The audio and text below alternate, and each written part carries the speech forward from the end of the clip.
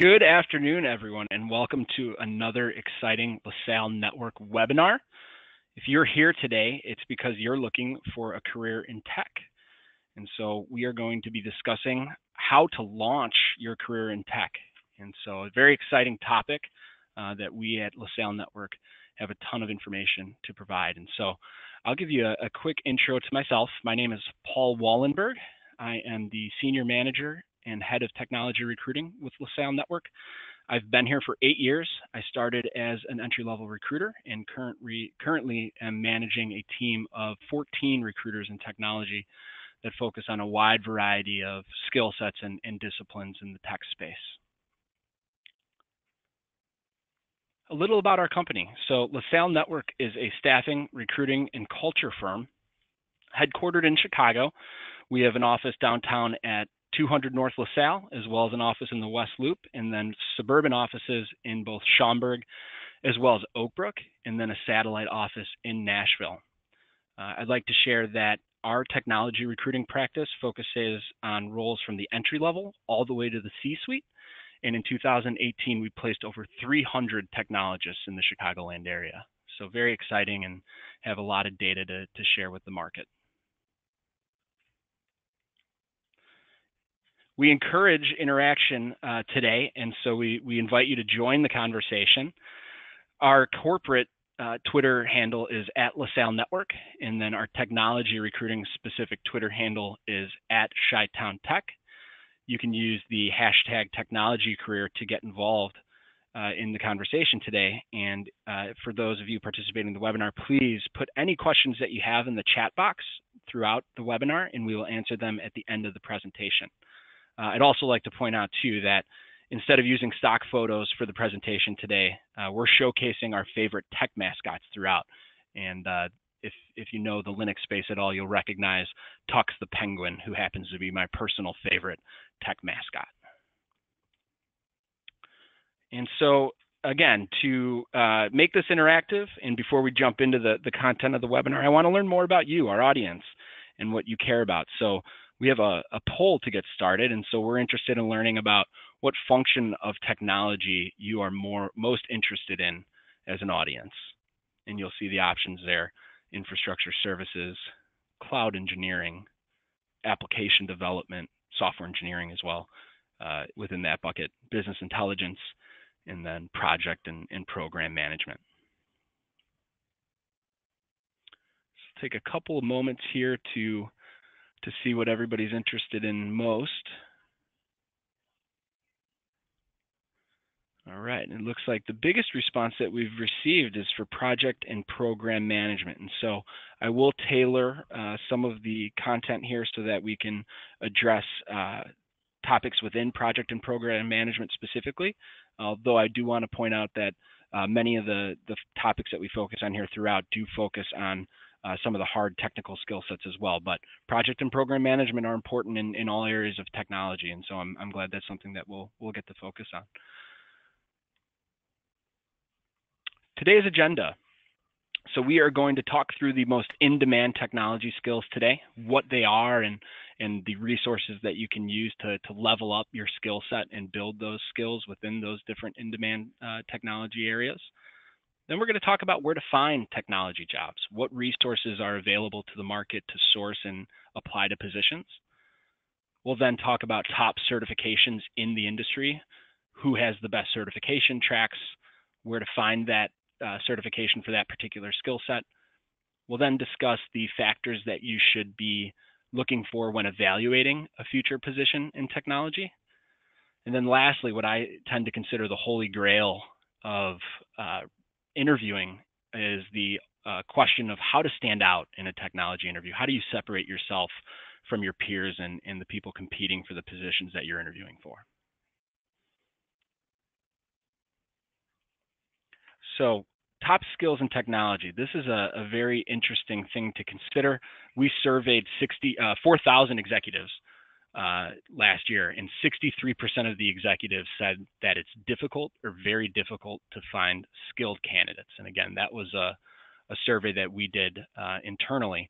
We then looked at LinkedIn data, and LinkedIn shared that the most in-demand skills today include cloud computing, artificial intelligence, and analytical reasoning. Analytical reasoning includes both of your business intelligence and data analyst skill sets and career paths. So now we'll discuss some resources that are available to candidates and to the marketplace to build foundations in technology. Coding boot camps have become very popular over the past couple of years. They focus primarily on building skill sets in software engineering and web development. Usually the coding boot camps will focus on skills in Ruby or Python or Java, your back-end languages, but then some of them also focus on the more design-oriented languages like HTML, CSS, and JavaScript. And those are great places to get a foundation in programming if that's the chosen career path. Certification programs are also very popular when it comes to leveling up your skills in a particular area. Specifically as it relates to project and program management, one of the areas that we see very heavily in the positions that we recruit for is the PMP certification from the Project Management Institute. And that's something that you can work your way towards as you get more hours towards specific projects. There's also the traditional Microsoft and Cisco certifications that exist in the market to help candidates reinforce their technology skills. So where to look for technology jobs?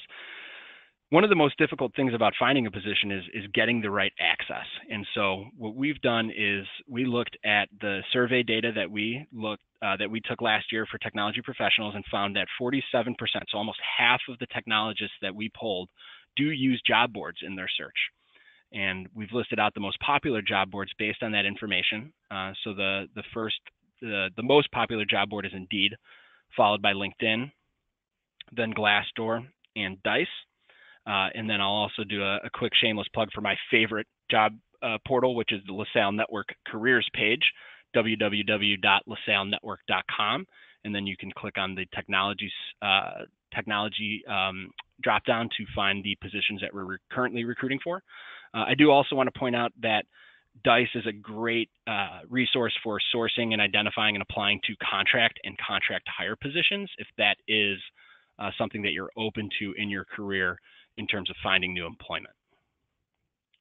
Which is also a great segue for our next poll. And in this poll, what we're looking for is to understand what types of technology positions you'd accept. And so there's contract to hire, contract to permanent, as well as permanent positions. I'd just like to point out that contract and contract to hire are the types of positions that we see across the industry. It's not just with clients of LaSalle's, but in the recruiting industry as a whole, contract and contract to hire tend to be another way of securing employment with organizations. And it works to the advantage on both sides, right? So contract, on the contract side, contract to permanent, candidates can get exposure, or applicants can get exposure to a variety of different industries in a shorter period of time, which certainly will impact their long-term career outlook. And then also on the hiring side, employers can test the work product and deliverables of an employee prior to making them a full-time member of the staff. And vice versa, the employer or the employee can then also evaluate the employer for the types of culture and the types of flexibility and work-life related elements that they're looking for before deciding to join full-time. In addition to these being contract to permanent or contract to hire, we also sometimes hear them referred to as gig trials. All right, so now that we've learned the in-demand skills, where to find jobs, we're going to talk about how to obtain those skills. And this is where we're going to discuss certifications. And that's my second favorite mascot. That is the Hadoop elephant. So we got Linux and Tux, and now we've got the Hadoop elephant, and we're stampeding into the certifications component of this presentation. So as I mentioned earlier, Microsoft and Cisco have always had the traditional certification programs that they've run when it comes to reinforcing skill sets for the technologists that they market to. With the proliferation and the ubiquity of Amazon Web Services, Amazon has similarly created certification tracks like Microsoft and Cisco. The ones that we see most in demand or most demand for include the Solutions Architect certification, as well as the SysOps Administrator certification. Similarly to the boot camps, a lot of the top universities in Chicago are creating their own certification programs out of their continued education career tracks. We're choosing to showcase Northwestern's data science certification program, which is a great way to learn skills like R and Python, SAS for statistical development, all in the service of getting a career path somewhere in the data science and analytics space. Microsoft, again, dominates the certification track, and there you'll see the MCSA for SQL 2016, BI development. That's a certification track that focuses on SSIS, SSRS, SSAS, which are Microsoft's BI stack within SQL Server 2016 and earlier versions.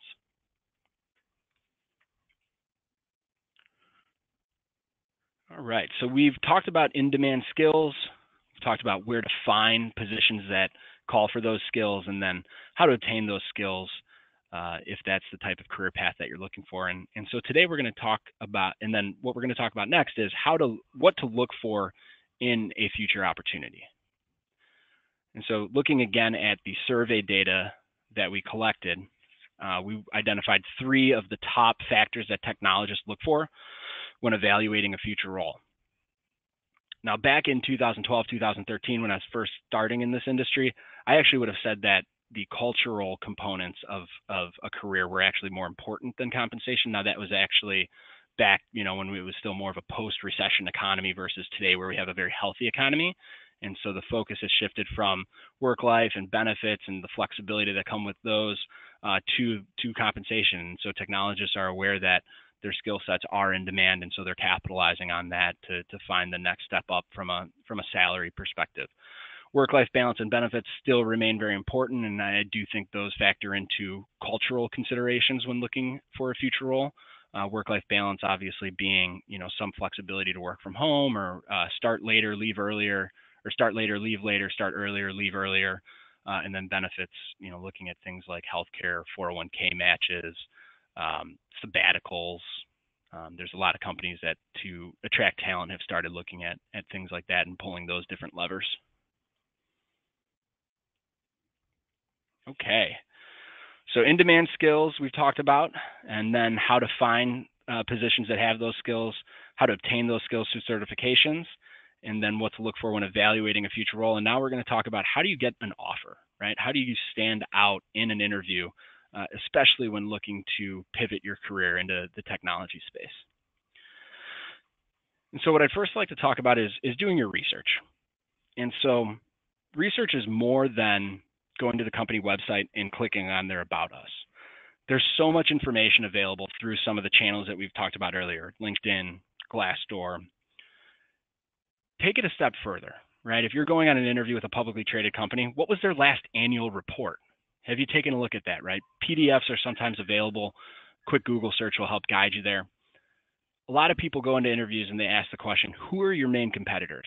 I challenge you to know that going into the interview, and then say, I understand that X company is your competitor.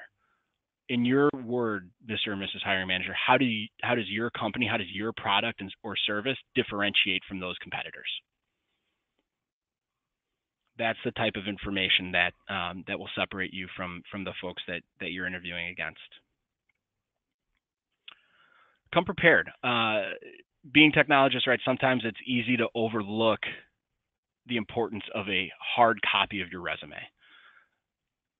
Candidates think, I already applied to the applicant tracking system. I submitted my resume to HR as a PDF or a Word document. Why would I have to print off your resume?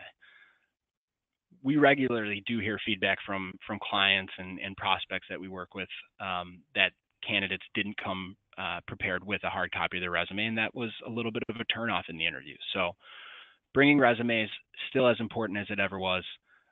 In addition, knowing the type of attire that's expected within an interview, and when in doubt, business professional is always the default.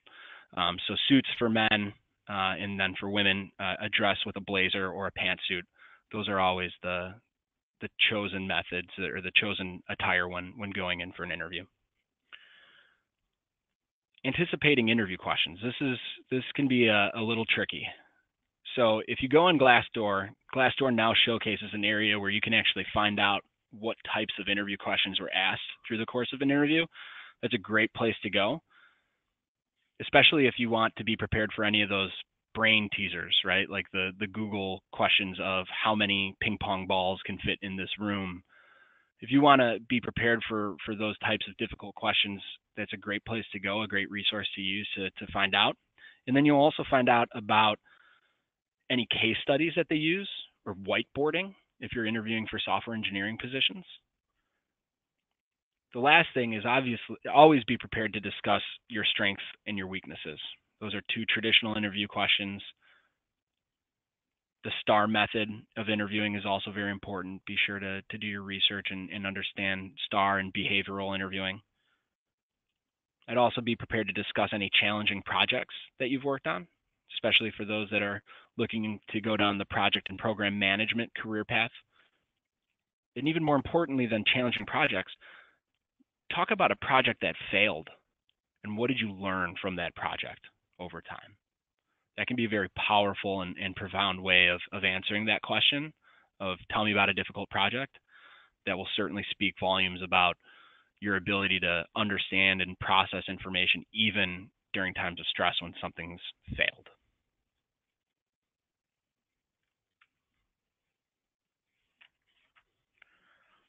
So that concludes the presentation for today. So we'd like to open the floor to questions from our audience and are looking forward to discussing those. And so one of the questions that we have here is, do you think future tech workers should join associations like BDPA in Chicago? The answer to that question is yes, absolutely. Technologists should be joining organizations that are aligned to the skill set and the career path that they're choosing. There's great meetups in Chicago to support these associations, and the affiliation that you have with them can create a connection to hiring managers that wouldn't have otherwise existed if they are members of those associations, as well as give you a network of folks that you can bounce ideas off, especially when you're in a new role. I've heard many examples of project managers who have discussed some sort of deliverable failure or scope creep that they're experiencing, and they're able to use their PMI network to find out if people have had similar challenges and then begin to approach solutions. So I think absolutely tech workers should be joining associations. Find ones that are similar to the career path that you're looking for. And I definitely think that will help you long term.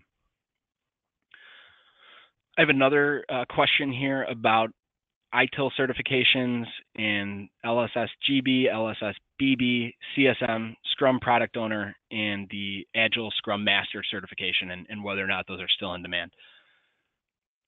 ITIL and the Scrum Master certifications, or anything related to Scrum and Agile, is definitely still in demand. It's something that we see very commonly on job descriptions from a skill set perspective. And it's one way, especially if you've been in an environment that was waterfall that moved to Agile, if you have the certification, it sort of reinforces the experience that you've had because now you've had formal training as opposed to just the transition of moving from waterfall to Agile. So I highly recommend those certifications when they're available. ITIL, especially in an operations role, is very effective. Granted, every company will have some sort of most companies will have a modified version of ITIL and the frameworks associated within it, but it's still an important requirement to get the foundation of how operations in IT can be truly effective at the enterprise level. Larger companies, your Fortune 500s in the area, definitely look for certifications like that. I have another question here about what programming languages are most relevant right now. So this is something that changes very, very often. What I would say is most relevant today is libraries and frameworks within JavaScript. As companies move more and more to cloud native models where they're doing everything in AWS or everything in Azure, JavaScript becomes the primary way of developing, and then there's services within those clouds like Lambda for AWS, where you don't need servers and you don't necessarily need server-side programming then to create an application. So JavaScript more than Java or C#, Python or Ruby is becoming very popular. With that said, there are always going to be companies that are developing in Java and companies that are developing in C#, and so you can't go wrong learning those languages either. Now that Microsoft has pivoted their .NET framework to align itself with more open source technologies, using the .NET Core framework, you're going to see C# as a more common language, not just within enterprises, but also in small to medium businesses and startups.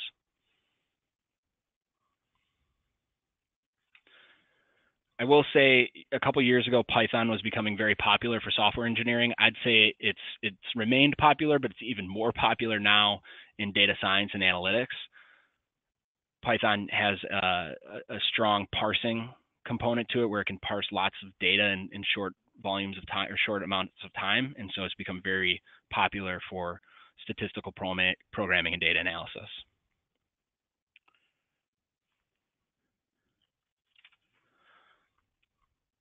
I have another question here about the types of companies that LaSalle Network works with, tech and non-tech.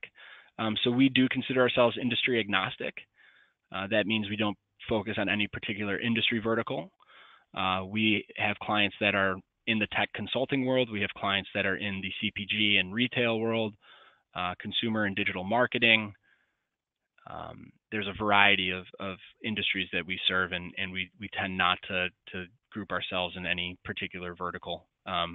We also, try not to be all things for all people. We do focus on a variety of skill sets, but we're very specific and transparent about the types of searches that we'll take on.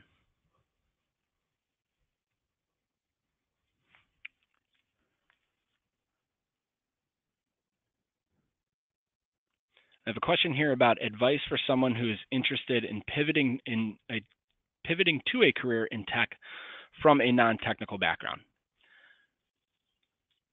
One of the slides earlier discussed boot camps.